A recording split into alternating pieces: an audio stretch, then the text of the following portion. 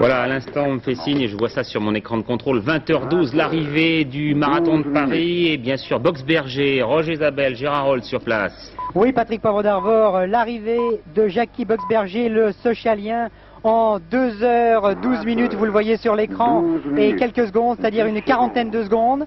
C'est une victoire étonnante, splendide pour le socialien de 34 ans.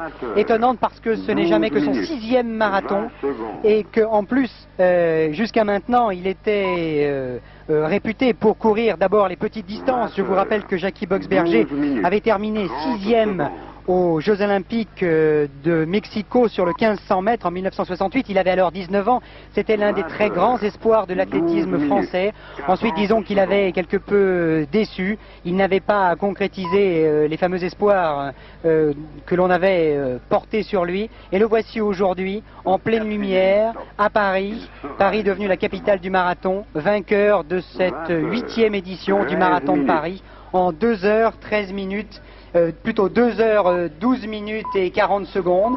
Il n'a pas battu, bien évidemment, ni le record du monde, ni le record du marathon de Paris, qui, je vous le rappelle, appartient à l'américain Ron Table en 2h11 minutes. Mais c'est tout de même une belle performance réalisée ici par le socialien. Eh bien, Gérard, je vous propose de vous retrouver dans le dernier journal vers 23h15 pour un résumé complet de cette superbe course que vous avez vécue pratiquement entièrement en direct sur Antenne 2, avec des grands bouts de direct en tout cas.